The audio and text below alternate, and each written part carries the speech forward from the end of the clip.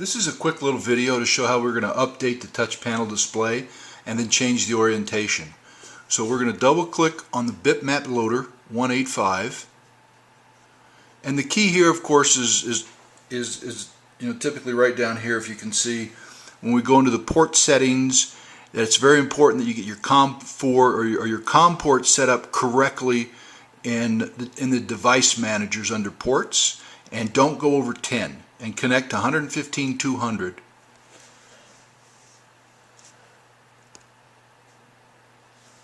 So we are connecting to that. As you can see, it says connect,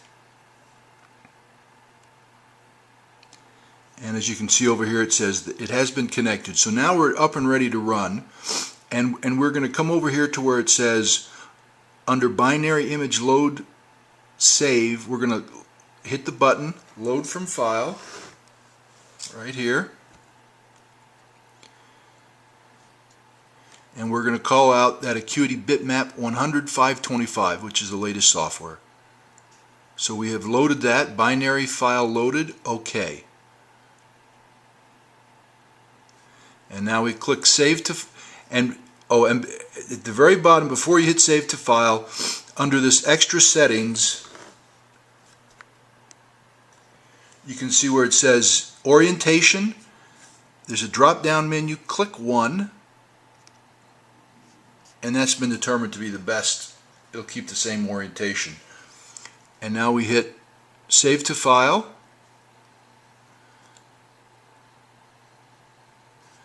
And like I said, once again, the bitmap.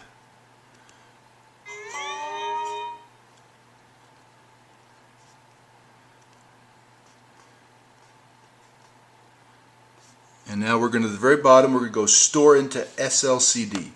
So when we hit that store into this SLCD, as you can see, it's under the status. We're starting to erase the blocks.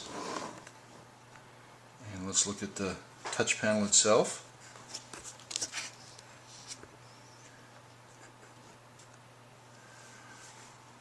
And we're starting to program the touch panel.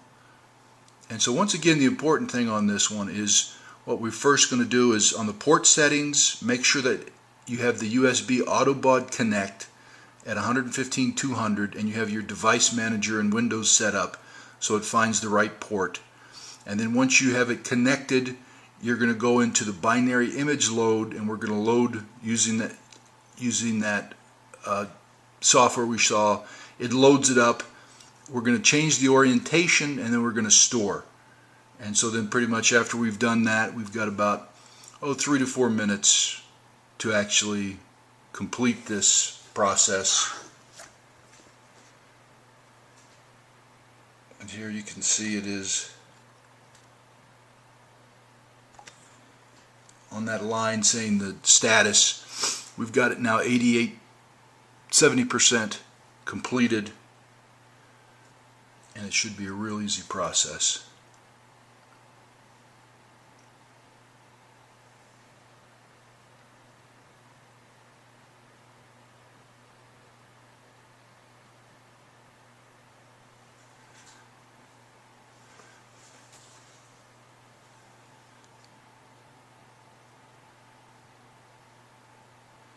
Okay, we're now upgrading the firmware, and you should see the touch panel screen will go blank as it's programming. And of course you can see here we've got the little USB plug in there connected into a little laptop. And as you can see, it has we're programmed in about 112, about call it 2 minutes. And you can see we're 100/525 started. So now we're now updated, and the buttons are all in the same place, and everything's working correctly.